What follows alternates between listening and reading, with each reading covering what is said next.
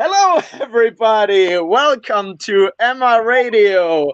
It's wonderful to see everybody. Welcome to the weekly show focused on men's issues. Your hosts are Philip Tanser, that is me. I'm the founder of Gender Parity UK. And as always, my other host, or your other host, is Elizabeth Hobson, also known as anti-fembot. Introduce yourself, Elizabeth. Hello, I am Elizabeth Hobson and I am a concerned citizen. Hello, Stephen. Hi, Stephen. Oh, the music's not on yet. Just let's put some music in the background. Here we are. Chilled background music. And just a second. We are going to try something. It's kind of loud in the mix. It's quite loud. Pardon, say again? I said, is that quite loud? Oh, is it quite loud? Okay, I'll reduce the...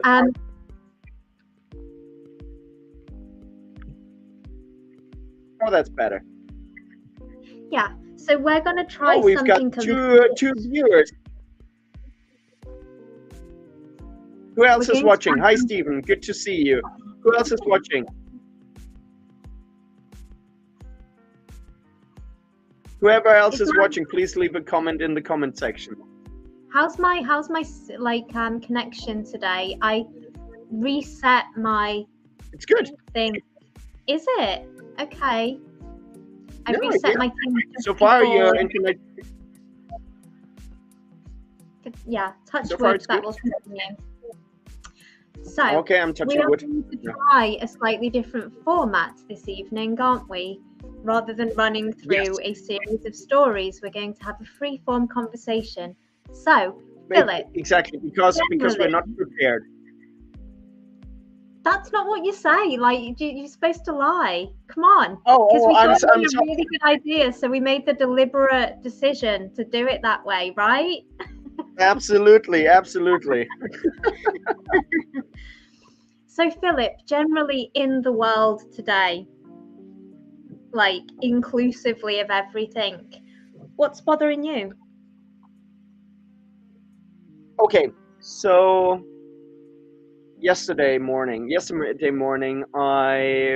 as always, I went for a walk on the beach with my dog, and then I came home, sat down on the breakfast table. My wife and we read a passage from the Bible like every morning, and I said to her, I don't feel good. I'm very worried about the state of our society and the world, and I just cannot see a good way out. I just cannot see how this this shit show that we find ourselves in at the moment, how we can turn this around, how Western society can survive this without massive changes, a collapse. And I also said that I'm deeply worried about our future as a family in the UK, in Scotland. And I told her that I want us to look into options of moving to Botswana when it gets too dicey here, when it feels too uncomfortable. So those were my thoughts a couple of days ago. And yeah, your question was kind of like, why do I think it is like that, right? Yeah, what specific issues or happenings or states of being are you looking at and going like, that is not right? For me, it's the social issues. For me, it's the collapse of the family unit, the collapse of communities, the fact that women don't love men anymore, men are less and less likely to love women and are less and less likely to want to protect them. Women don't love their children anymore, not in general. So, but the fact that abortion rates are so high, that they have been brainwashed into rejecting their own holiness in some ways. The fact that our countries don't love themselves anymore. So it's overall, I think the overarching theme is that we are rejecting who we are, and that we are rejecting who we are supposed to be. It's that on a community scale, on a family scale, on a personal scale, the fact that so many people are rejecting their identity, their gender identity, and all of that. I think these are all parts of the same issue, that we fight against who we are, and that we fight against how society should be in an ideal society. And when I say ideal society, I'm not talking about an utopia.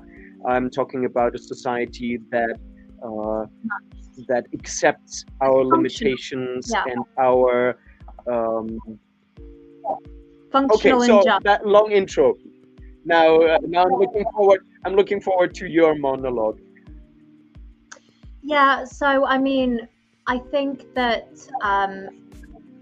ultimately I kind of agree with you that at the foundation, the problem is that citizens are not taking responsibility for our part in being the foundation of a stable society. But in particular, at the moment, I'm concerned about war very much. I've been watching Jeffrey Sachs recently, also listening to Seymour Hersh, Noam Chomsky, who is a blast from my, teenage revolutionary past, but always has something that is worth listening to say about war. It really blew my mind when the war in Ukraine broke out, and I was watching Fox News. I was watching Tucker Carlson tonight, and some of his other offerings on Fox News. And Fox News was the only mainstream media news organization that was giving Noam Chomsky a platform to talk about war, and that blew my mind entirely. But yeah, we are just being sold such a simplified line on the Ukraine conflict. And I've just ordered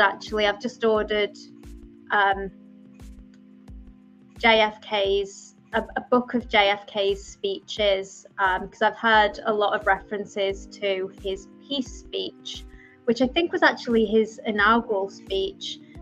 Possibly, I might be wrong there, but he was talking about how America needs to see things from the Russian perspective, and they've been invaded through Ukraine 3 times in fairly modern history and lost an awful lot of men. So, it's reasonable to understand that they're a bit edgy about all of that. And,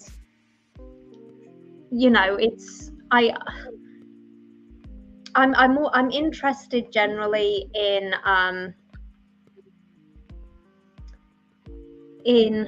the psychology of war. So both from the kind of individual experiences of serving soldiers, which is, that's all really fascinating. There is an effect that happens in battle wherein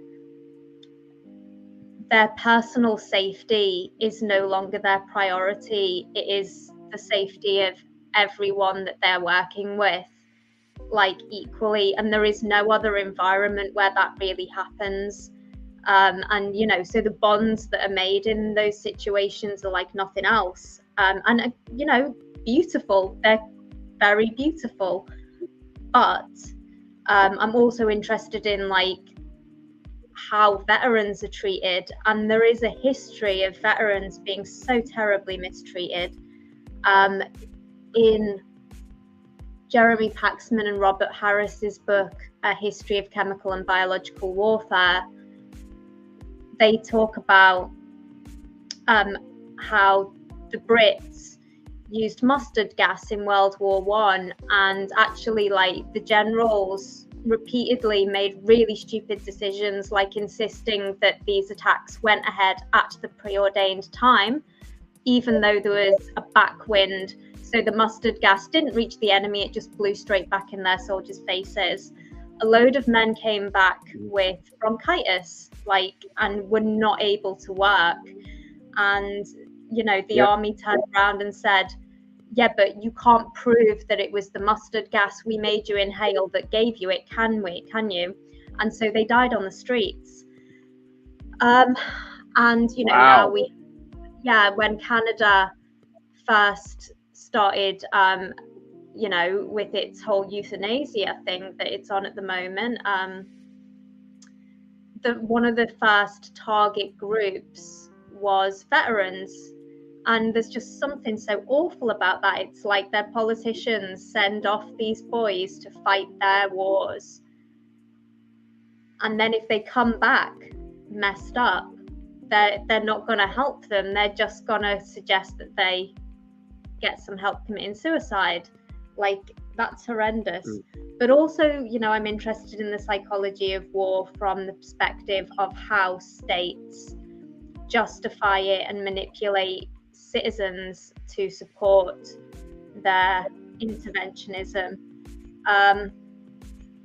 Now, can I ask a question? So when I first was guest on the Lotus Eaters, the YouTube channel The Lotus Eaters, I had a conversation with their founder Carl Benjamin, and we talked about patriotism. And I asked him if he would be willing to fight for this country. And he said, well, I asked him if this country was worth fighting for. And he said, British values are worth fighting for. And I said, are these values still represented in our society? And he said, no, they are not. And I cannot see a scenario where British people or Western people would be willing to sacrifice their lives for their countries anymore. Now, if they are professional soldiers, if they are in an army because it's their profession, they have to do it. And they will go simply because it's their job and they subscribe to it. But I think that we are not a kind of people anymore that are willing to sacrifice ourselves for something that we believe in, because it seems like morals are not represented in our society anymore. Murray Rothbard. Do you disagree with that? In the Anatomy of the State, Murray Rothbard suggests that states have been, or when he wrote that, he said that states have been successful in subverting man's natural love for his homeland and his fellow citizens into love of the state. And he will then give his life not for his homeland and his countrymen, but also for the state. And I think that that's what soldiers, that's what our men in the West, like overwhelmingly have been giving their lives for in recent decades. It's you know, elites are elites against other elites, messing about, trying to enrich themselves, you know, trying to get more power, not only overseas but also in our countries. And you know, I certainly, I would not want my sons to give their lives for politicians and these big companies who refuse to compete fairly with innovative new entrepreneurs. They just lobby for like bureaucracy and legislation that will stifle competition so they can continue doing whatever the hell they want in a sort of monopoly situation. So yeah, I mean, it's kind of, it's, would I give my life, would I support people fighting to protect this land and to protect British people? Yeah, probably. But do I trust that when our politicians tell people that's what we're protecting, tell people that, you know, I mean, they say that we're protecting democracy in Ukraine. That is insane. It's demonstrably untrue. And so, you know, that is what I expect people to be asked to fight for. And no, I don't think that they should do that. So we have some comments. I'm gonna read them out real quick. So Stephen Hatterley wrote, "The moral compass may and does move." Stephen, could you please write in a few words where you think it moved to? So what is our moral compass today? Ian Claxon wrote, "Purpose and legacy are the things men fight and die for, put in its simplest. And many men do not have sons as legacies." I would agree with that, and I think that men are being kept from actually taking responsibility, and it feels like they are actively being separated from purpose, which means they are weak men, and they are at the moment, I think at the moment they are toothless men, but I think in the future they will become dangerous men. So we see what happens in France with the riots, and we see what happens with the black community in America. These are young men young people, mostly young men without purpose, and they are dangerous.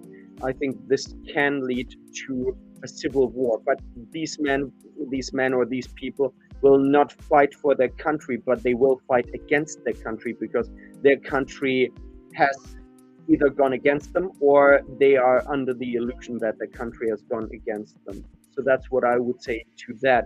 Now, Renovatio wrote, "I'm Irish. Our defense forces are in an awful condition. We are now being told the defense force is quote unquote too masculine, and it must be made 40% women.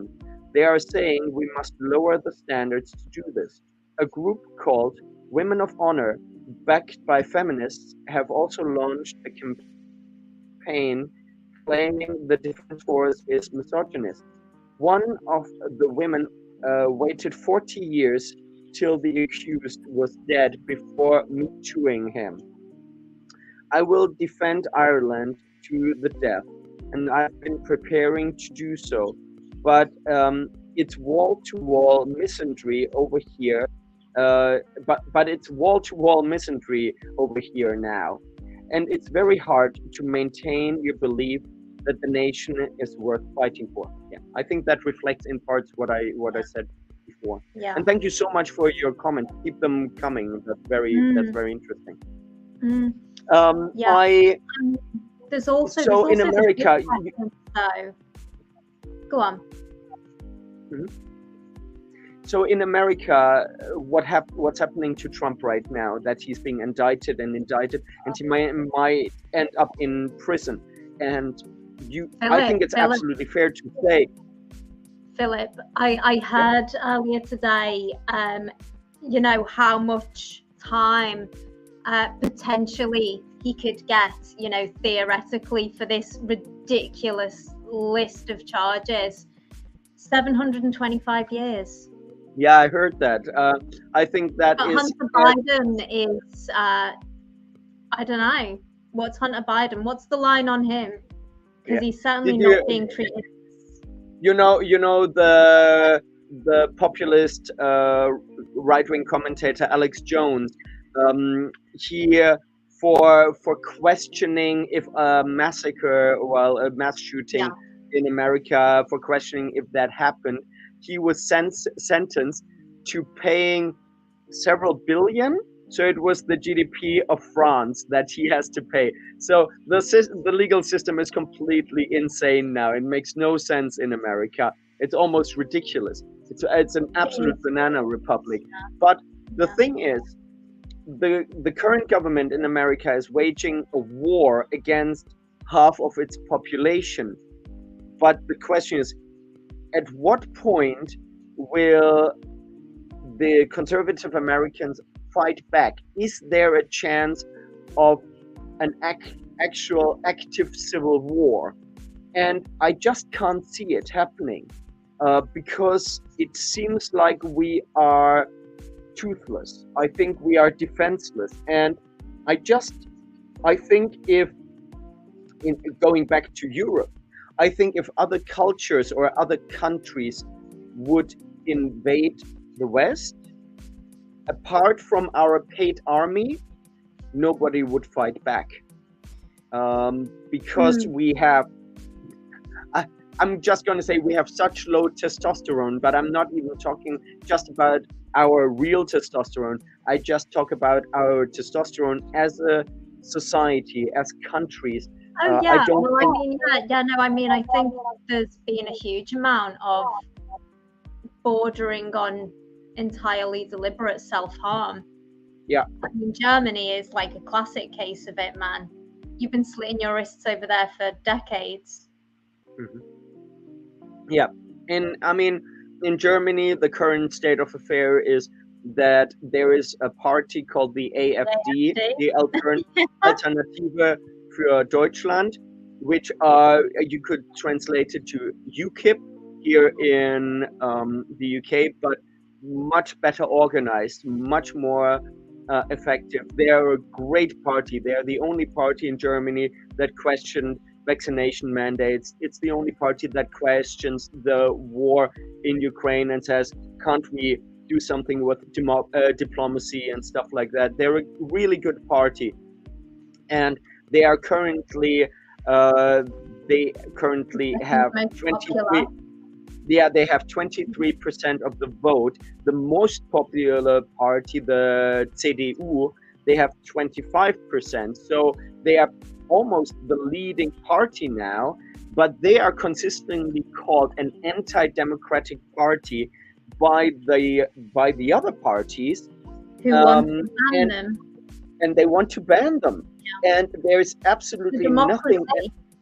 Yeah, there's nothing anti-democratic about the AfD. And what we are experiencing is that a party that has a conservative opinion or a populist opinion is potentially being banned by the other parties, which realistically speaking are a uniparty. All the other parties agree on Ukraine and vaccinations and all of that. They're a uniparty. Climate change. Exactly. They agree on all of that. So what we're seeing is the destruction of democracy before our very eyes, while they complain about countries like Russia for being anti-democratic. I'm terrified, and I'm not just saying that. I'm really scared for where we're moving towards, and it's coming here in the UK. Yeah, it's everywhere. It's everywhere in the West. Yeah, with hate speech legislation, with controlling online platforms, and the same laws about hate speech, about online communication, all these laws are being enforced in all countries of the West. At the same time, the countries are communicating amongst each others. These lobby groups are funded, it seems, by the same organizations, by the same people, to implement the same rules, which are based on identity politics, really Well, to yeah, but silence also the I think majority very of much people. based on transferring resources from normal people to an elite. You know, your Bill Gates and all of these, you know, BlackRock, Absolutely. the big companies. You know, when our politicians cream enough off to make them happy to do that. But I think, you know, this is where we as citizens have failed to keep our end of the bargain. So if you read the letters between the founding fathers and their speeches and all of that, what they were constantly In going on America. about, what they were constantly going on about was that power is inherently corrupting, which it is. You know, they've done the tests now. It is like, you know, taking a drug. It's like cocaine. The same parts of your brain light up. People get addicted to it. So power is inherently corrupting, and therefore citizens have to be educated on the mechanisms and the levers of power, and they have to take responsibility for policing what happens to their power when they lend it to a candidate.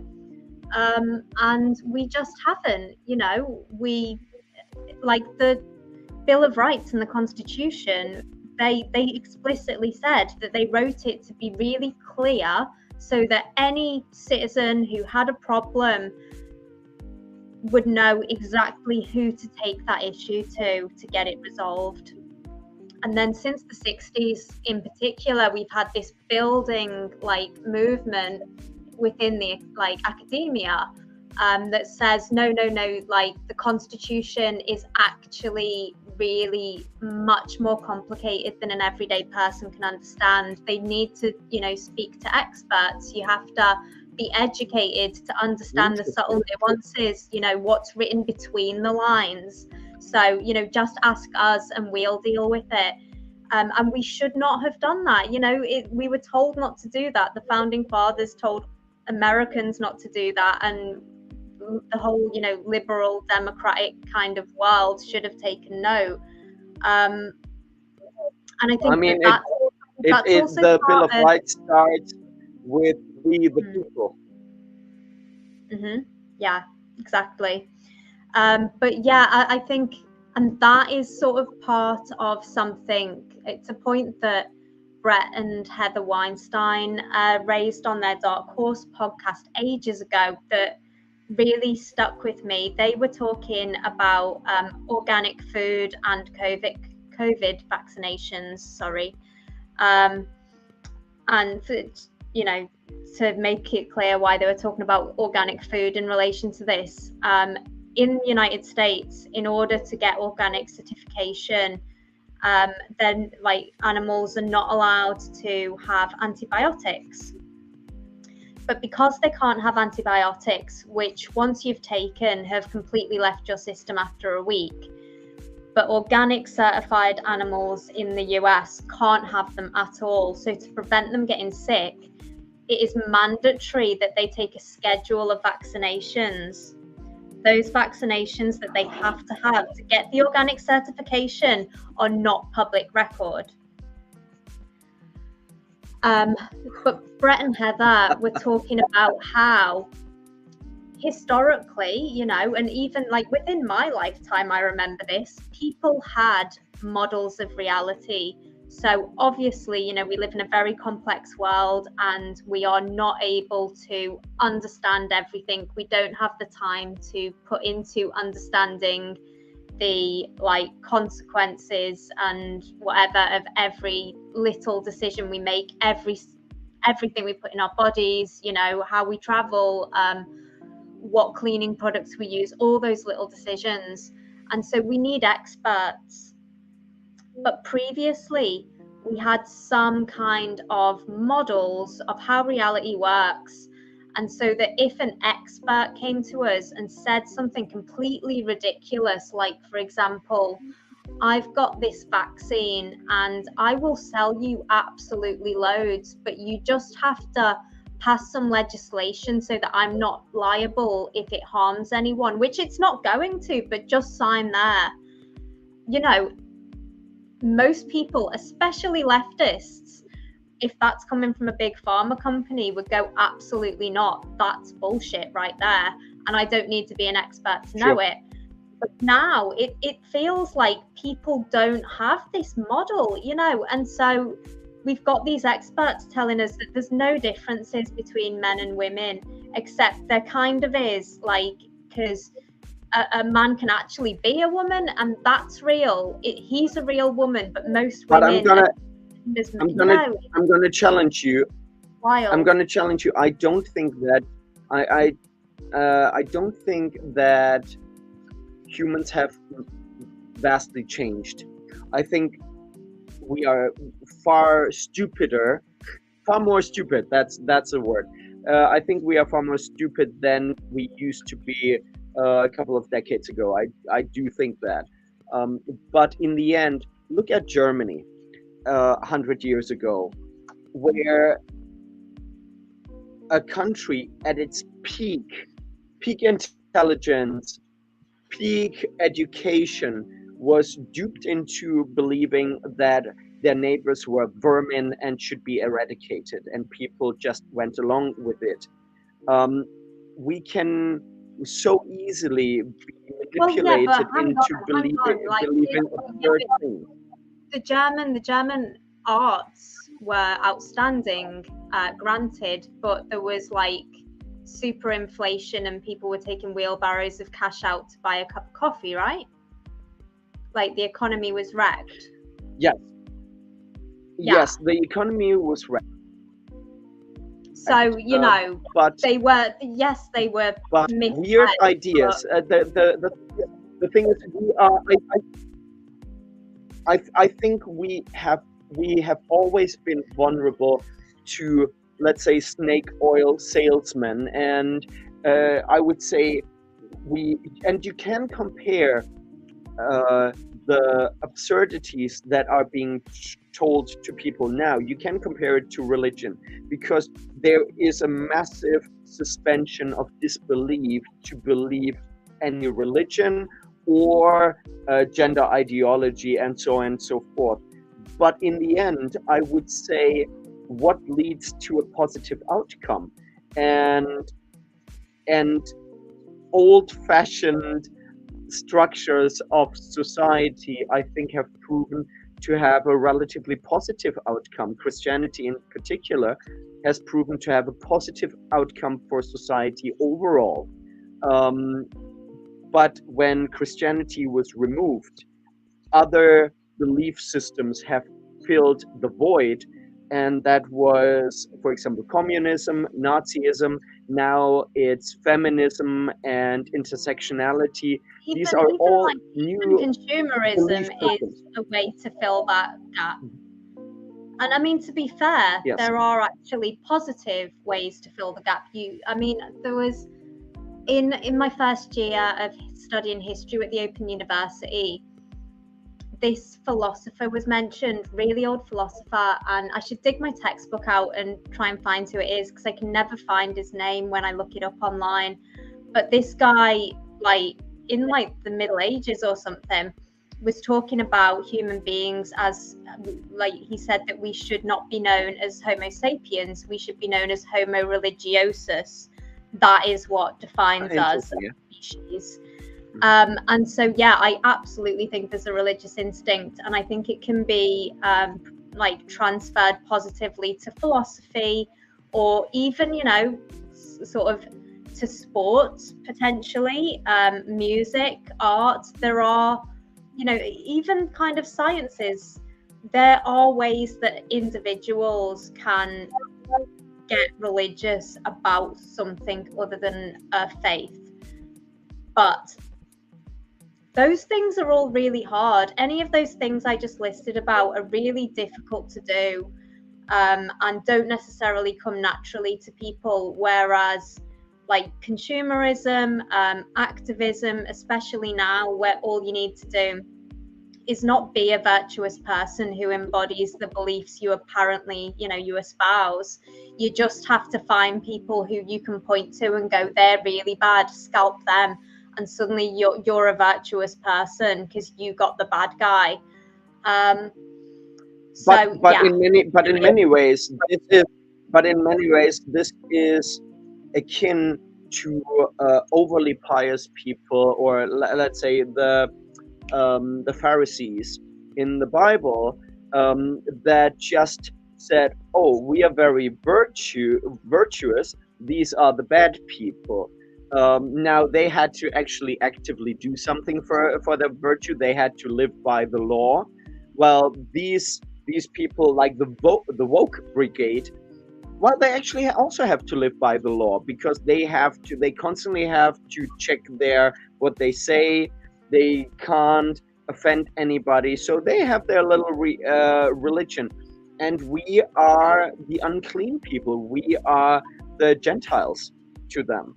So I think you can see similar behaviors reflected in society again and again and again.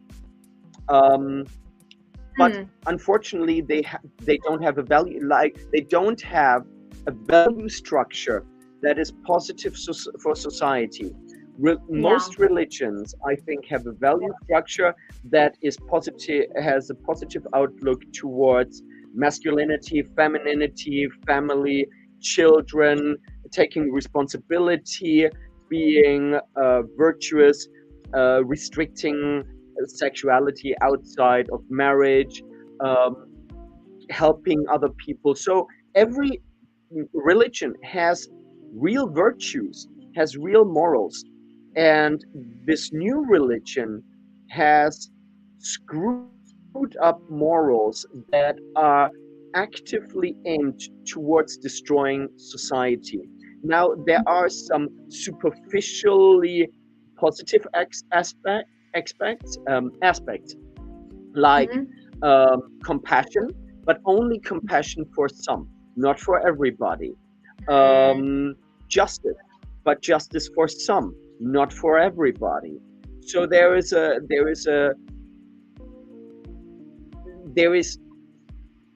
bias, sexism, racism. All of these things are integral part of the new religion, and in the end, it can only lead to destruction. It can only lead to destroying culture and society, which by them is obviously seen as patriarchal. The question is, do you think that the original thought behind any of that, all of that, is there any positive thought behind it? Or do you think that this is, in its conception, evil and from the devil? Because that's what I think. I mean, Marx was a Satanist. He hated society. He hated people. And this is where most of this thinking comes from. What do you think about that? I mean, so the Frankfurt School, I can't remember which one wrote the essay, but there was talk about undermining Western morality and values, destroying the nuclear family, which is the foundation of any stable society, in order to make the West so rotten it stinks.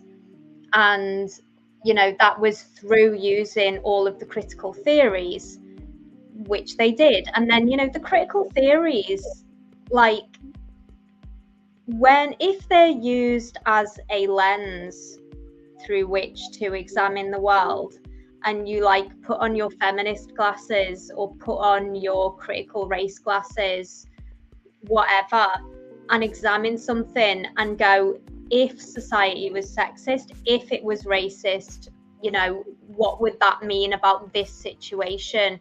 But you are able to take the glasses off and look at it through a different perspective, then they'd be perfectly, useful. But activists don't do that, do they? They never take the glasses off. They see everything through these lenses. And I mean, I think that, I don't know about in the inception, but I do think that when people go around making themselves weak, like morally weak, they make themselves vulnerable to possession. And you can either look at that, if you are not into, you're not like a far out Christian like you or I might be, you can look at that as possession by their repressed kind of subconscious urges that come out in like weird ways. Or you can look at it as possessed by demons. I think it's probably both. I think there's probably a mix of that in there.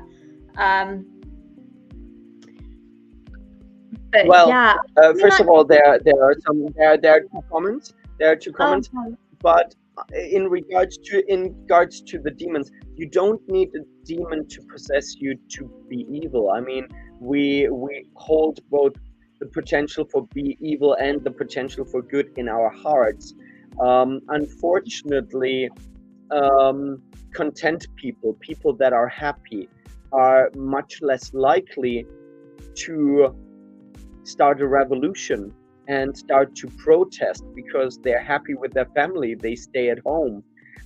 So it is people that are uncontent, I don't know what the correct term is, but it is people that are angry that lead these revolutions. And well, yeah, but not only that, Georgia Maloney, when I fell in love with her, I was watching a montage. The Prime Minister of Italy. Italy, yeah. I was watching a montage that Tucker Carlson shared, and she was talking about how the reason, that there's a concerted push to undermine the nuclear family and destroy the family is because when people have their families, they have meaning in their lives. And when people don't have meaning in their lives, they have all these voids to fill, and so they will be compliant, good little consumers. I thought that was very apt. So, people might get so disaffected that they become angry and want to destroy things and burn things down. But I think a lot of people will I think that by just falling to pieces and being a useless. I think that people that have meaning have something to protect when it is attacked. I agree with that. But people that are broken and people that don't have meaning, they have time and reason to attack the happiness of others. And I think that's what happens. I think that's what Marx did. The whole identity politics as a new version of Marxism, but obviously also the original Marxism, it's based on envy. It's based on negative emotions, and it was never about helping people and love for the poor. It was based on hate towards the rich. He himself was privileged. So it was it's a even without, I'm using Christian terms, but I don't mean them in a religious way. Well, they don't have to devilish. Exactly, but it's a devilish movement, as in the accuser, the one who feels ostracized and left out and is just angry at the creator. In the end, all these movements are nothing else but a version of what the school shooters in America do. I mean, they want to see the world Yeah, burn, and I yeah, think a lot of these protesters, they want to see the world burn. It's not yeah. about building something, it's about destroying something. And I think the when they talk about this utopia and the future, you'll own nothing and you'll be happy, all that bull crap.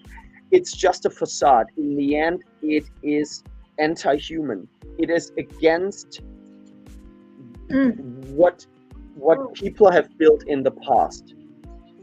yeah, yeah. I quite agree. Um, and I But I think don't. that Just yeah, I don't think that we can fight it. That's the awful thing is, well, on the one hand, I know that we're gonna win because nature finds a way and God finds a yeah, way. The thing is, yeah. in the end, we will win. I do agree with that. I don't foresee us winning in my lifetime. It might be significantly after. Um, but I still think it's worth fighting now, both for, you know, the legacy of the stories and, you know, the continued like collecting of knowledge that will be required if people win in the future, and also for our own souls. And I mean that, like, yes, religiously, I do mean that religiously. I do think that we will be judged, but you don't have to. Like, even if you are not religious and you don't believe in all of that, you will suffer more if you act in ways that are not in line with your conscience. You will punish yourself. Yeah. But I mean, what concerns me, right, is, and yeah, I think that things will get better eventually. But if you look at the Black Death, right, and it wiped out so many people, it was absolutely horrendous, and there was so much trauma and all of that. But when it was over and the world had a vastly reduced population, it actually improved the bargaining power of the people who were left. Like, you know, the average farm labourer or whatever, like, they suddenly were able to insist on rights and conditions that were significantly more favourable because lords needed them. There wasn't like loads of people to hire if you turn someone away. But now we are essentially, you know, the vast majority of us, you know, even, you know, those of us in work, like, you know, surplus to requirements at the end of the day. And, you know, if you look at even the sort of creative subjects, like, you know, even art and literature and music. I mean, most popular music's being made by computers and artificial intelligence, and the voices are all doctored for decades now. And yeah, you know, ChatGPT can write things that Jordan Peterson says he would not be able to distinguish from his own writing when he asks it to. You know, I feel like when I read something good or listen to something good or look at a piece of art that really affects me, I feel like I am somehow in some esoteric way, like touching the soul, like my soul is meeting the soul of whoever made it. And I mean, we don't know that that's not true. And so, you know, is there going to be a consequence of everything being made by AI? And, you know, of course, there will be a consequence.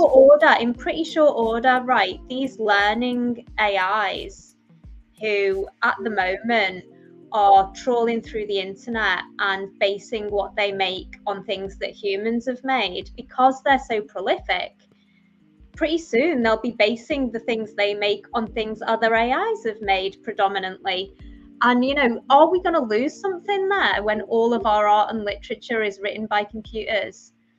I feel like we might. But, you know, the elites, I don't think they care if most of us live or die at this point.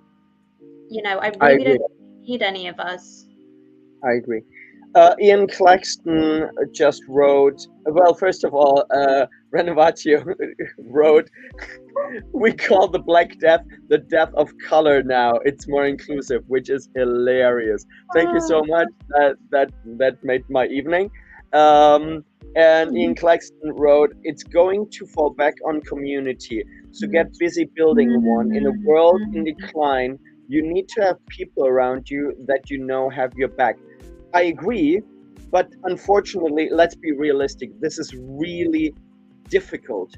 We are so atomized now, and people that you can trust live quite far apart. I know a few people that I would trust, but they live in other parts of the UK and they can't just move here. In my area where I live, I'm concerned because during COVID, I could see that the majority would go along with whatever the government says. The people that were against the government were not as outspoken as I was and would ostracize me for being outspoken. It's not easy to build a community. So in the end, I have my family, and I think I have to look for an escape route, because if society goes down the path of Germany 100 years ago, then the only way is just like back then. A lot of people in Germany is trying to get a way out, moving to America and so on. So our escape route would be Botswana, because that's where my wife is from. But then it's quite possible that Africa goes more racial, and that Africa at one point might exclude white people because they go against Europe, which in some parts I would actually understand and maybe even support, but I would not be in favor of me being genocided because of it. No, and I mean, to be honest, in situations where race does become an issue, I think that it's actually the mixed race communities that are targeted even more than the race that is out of favor, which obviously would be of greater concern to you. Yeah. My wife doesn't see it this way. I think my wife doesn't have these concerns, but obviously you see it in South Africa. I don't know if you've seen the clip recently of the opposition leader singing the song "Kill the Boer." Yeah. Kill the boer, kill the white farmer. You know what? I mean, not only have I seen that, and it's, you know, horrendous. It's, to be fair, you know, not as horrendous as some of the stories and clips I've seen of people actually doing that. Yeah. But what is bizarre, have you seen like the Western media response? Yeah. It's kind of, you know, it's like the same kind of like, you know, oh, hashtag kill all men is just a joke kind of response. But it's like, but they're actually doing it, and they've been doing it for years now to anyone who couldn't afford to relocate their families. Yeah. So South Africa will explode. I think South Africa is a powder cake. It's not going to be good. You have Zimbabwe that already had their racial cleansing, so to speak, and all over Africa. I think Africa is getting really, really annoyed with the West for very good reasons. I mean, we have destroyed Africa, we have abused them, and I'm not talking about colonialism. I'm talking about the more recent history of putting leaders in that are pro-Western just to bleed the countries dry and so on. So the much more nefarious kind of manipulation in the continent. So Do I you, would. I'm not sure what countries they were leaders of, but I heard someone talking about 3 African premiers who were like explicitly rejecting the whole COVID narrative, and like, you know, telling their citizens like, this is all a load of crap, go about your business, don't, you know, take these vaccines and stuff. And all 3 of them mysteriously died. No way. Yeah. Wow. I mean, probably, I imagine there may have been more than just 3 of them, I don't know, but there were 3 who died. That's after crazy. Going on about that. Yeah, I would be interested in that, seeing that. So, but yeah, I think that I talked to my wife, and there's currently there's also the aid that the West has been giving them with these kind of strings attached that prevent them from actually becoming financially independent. And then you have you know, we've had like Nestle went in and they told everybody that babies could contract AIDS through breast milk, so give them this formula, you can have it for free. And then they suddenly cut off the supply and were like, oh no, like, we only meant for a little bit, now you have to pay. And people couldn't, the babies starved. And yeah, I read that on the Rage Against the Machine website when I was a teenager. And yeah, you know, back then when Rage Against the Machine were actually still against the machine. yeah, exactly. Although they were misguided even then. Yeah, that's true. Nevertheless. And yeah, so yeah, there are absolutely legitimate reasons for African countries to hate the West, and they're not to do with colonialism, although some of their citizens might think that, but no, it's.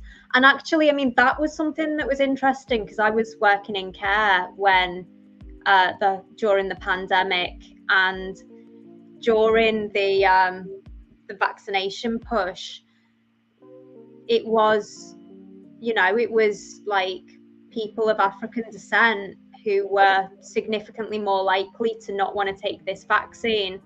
And I was getting, because I was in the office as well as in the care settings, and I was getting emails from the council saying, like, you just need to patronise your Black carers more and make sure they get this vaccine. So I was like, oh, okay. So I started going round to all of them going, you're making the right decision. I think it's completely correct, yeah. But it's like, you know, that was the other thing we did. There was, I can't remember like what country it was, but there was some country where they went in and told people that they were vaccinating, but they actually made people infertile. Like a whole generation infertile. This was like years back. And so it's like, we give them, we are so kind as to philanthropically help them with medical support, but they never know whether what we're telling them will happen if we inject this is going to happen, or it's going to ruin their lives, you know. And then there was loads of stuff on TV and everything, wasn't there, about, oh no, the Black population won't take the vaccine, it's awful. And it's like, well, that's a cultural memory, you know what I mean? They know, and they were right, so well done. Absolutely. Their bullshit. I'm conscious of time because it's almost 10 o'clock. I want to end tonight's podcast with a little anecdote, with a story. Every morning when I walk on the beach, I walk with a guy, a German guy, and we clean the beach and pick up plastic and stuff like that. And he's a lefty, and we disagree on many things, and we are really good friends, and we have great conversations. It's really good. And a couple of days ago, we had a conversation about Well, it started with abortion, Mm. and then it went through other topics, and I wanted to show him that there are universal truths, that there are things that are good and there are things that are bad. And he disagreed with me in some ways, and he said, well, I gave the example, is it better to be straight or better to be gay? And he said, well, you can't say that. And I said, well, actually you can, because if everybody was gay, we would die out. If everybody was straight, we still exist. So it's better to be straight in the end than to be gay.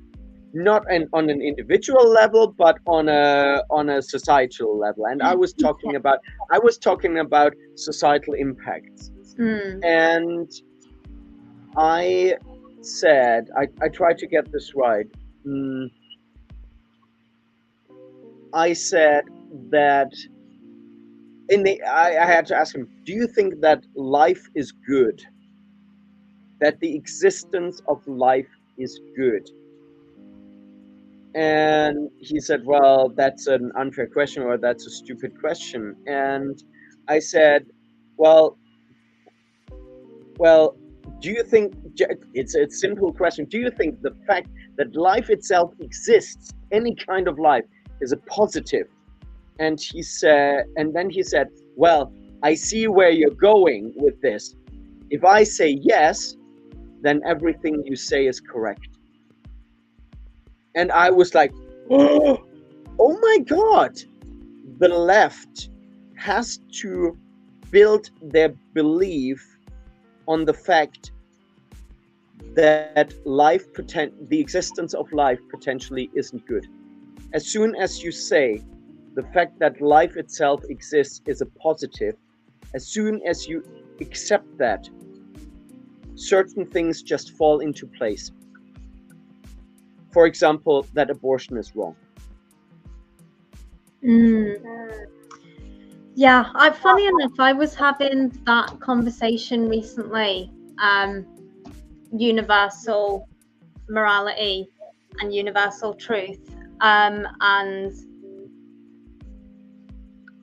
my sort of go-to with that is to ask people whether they thought that, or whether they think that the judgments made at Nuremberg were the right judgments, because that is the moment in which we as a civilization decided that, yeah, regardless of, the law or whatever, there are some actions that are inherently evil and wrong, which obviously, means that there are some things that are good. And yeah, nobody thinks that those judgments were incorrect. Nobody will tell you that, these Nazis acted within the law, so what they did was fine. Nobody thinks that, especially not leftists. Did I tell you the story that so in Scotland, if you get a baby scan, my wife is pregnant again, so if you get a baby scan, you're not allowed to bring a born child, into the scan room or into the area of the scan with you, because it could disturb the nurse. That's a new rule that they introduced after COVID. And well, we live really far away from the hospital, and we have to take our 7-month-old daughter with us. So in the end, I cannot be there when my wife gets a scan. Oh, for God's sake, like seriously, like what is a 7-month-old gonna do? Like exactly, she's and she gonna always be in sleeps. your arms. Yeah. And she sleeps, and if she would wake up and cry, I would happily leave the room. And Exactly. the argument, I argued with the nurse, and I got really upset. I mean, I didn't get loud, but I was like, this is awful, this is very clear discrimination. And she said, we're just following orders. So I said, yeah, that's what we Germans did. Ask the Jews if that was okay. And then she reported me for that. No, I mean that's one of the mechanisms. That's a very effective mechanism by which to orchestrate evil. You just break tasks down so minutely that everyone at every step along the way, they don't feel like they are quite exactly contributing to evil, although clearly at the end result is evil. And and then you have people who they're supporting their family. This is their job and they need to support their family, and they're like, well, if I don't do this, then someone else will just take my job. It's still going to be done. That's no excuse. Really pernicious. Yeah. So Renovatio, he wrote as a last comment, Dr. Mengele was a good doctor. He was very proficient, but he wasn't a good doctor. And that reminds me of something. Do you know the author Jack Donovan? He wrote the book The Way of Man. I've got that on my bookshelf, but I haven't read it yet. And you definitely have to buy his last book, which is called Fire in the Dark. You have to have it. It's brilliant.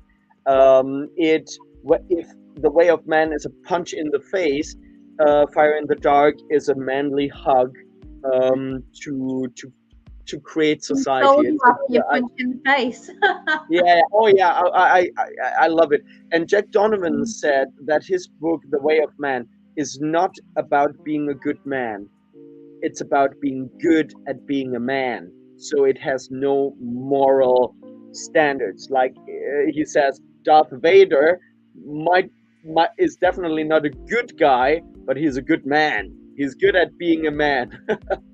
So with that being said, we're 6 minutes over our time. I think we should end this black pill episode tonight. We did think it's all going to be fine, like, in 1,000 years or something, it'll be great. No, sooner than that. Sooner than that. I think that our children will already see a beautiful time, and we're gonna experience fascinating changes. Some of them will break our hearts. Others will be signs of hope. And I think that even in the darkest moments, you see outstanding examples of humanity. And in many ways, it's much more interesting to live in bad times and in hard times, because your character is being challenged, and you can learn who you are and who your friends are. Actually, that reminds me, there's a fantastic South Korean zombie movie called Train to Busan. And I've heard of it. Yeah, I watched a follow-up to it recently, which is called Train to Busan Presents Peninsula. It's not quite as good as that one, as Train to Busan, but it's very good. But there is a moment where this little girl's granddad is dying, and he says that he's sorry that she, or the family, had to live in such an awful place. And the little girl's like, what do you mean awful? We were all together. And I do have faith, actually, in our children, especially the boys. The girls are kind of lagging behind, but the boys are very switched on, I find. And I hope that we don't wreck everything so badly that they can't fix it. If there's anything salvageable, I think they can salvage it. I have faith in them. But we are quite a mess. Look, even imagine we would wreck the internet. Would that not be good? Well, I mean, yes and no. Money is just the internet now. It's all just digital, like all kinds of systems, healthcare and welfare systems. Everything is on the internet. And it's kind of remarkable how vulnerable states are leaving like their parts of the internet. We are very vulnerable to it being wrecked. Will it be good?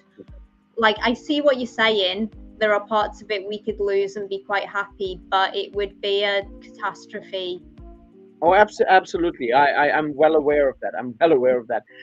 As a homework, please check out from the band A Perfect Circle, the song Disillusioned. Watch the video to it. Okay. A Perfect Circle, Disillusioned. And as a follow-up, watch the video The Doomed, or listen to the song The Doomed, which is a dark version of the Beatitudes from the Bible. The Beatitudes, for those who don't know, is where it says, blessed are the meek, because they shall inherit the earth. So it's pretty much saying, it starts with the lyrics,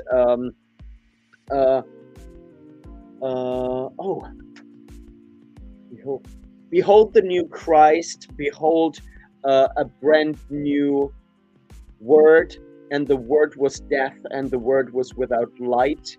And then it pretty much depicts a world that is based on our current values rather than the Beatitudes. And it's just incredibly dark. And in my opinion, actually, the song makes an incredibly good case that we should follow the Beatitudes, because the path that we're on right now is incredibly dark and will just lead to destruction. So that's by The Doomed? No, it's called, the band is called A Perfect Circle, and the song is called The Doomed. Okay. Well, in that case, I should point out that the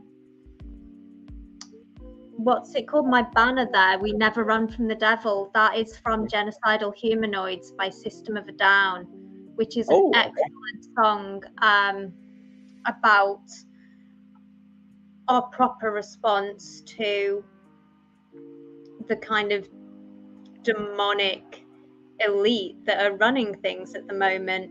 But I would recommend not just listening to that, but also watching the video. The video is excellent. The narrative in that contains an archetype which I fully believe in. So you follow a little boy, and it's sort of beautifully, it's like a cartoon, it's beautifully animated, and it's a little boy, and he's in this like city that is rubble, and he watches his mother die, and there's like these demons coming out of the floor everywhere, and everyone's just running away from them.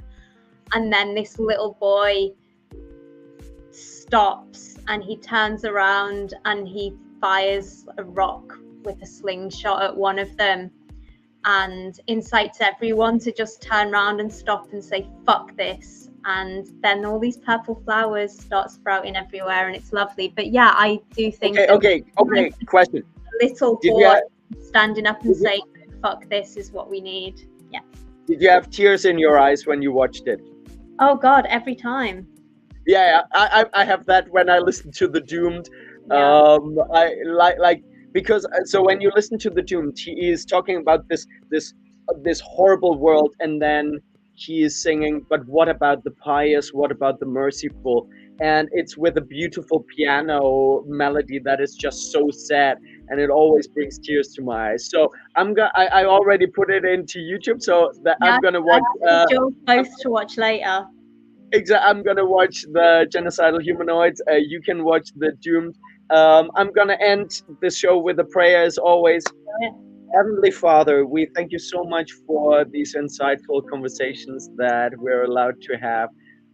We know that in the end, everything's gonna turn out okay, because you promised that to us, and we carry hope in our hearts. And we've seen in the past that it's always darkest before the dawn, so there will be a new dawn, and we thank you for that. We ask you to bless everybody who watches this video, and to impact their lives positively, and to call them towards you. It is in your name that we pray. Amen. Amen. Good night. Good night. And podcast.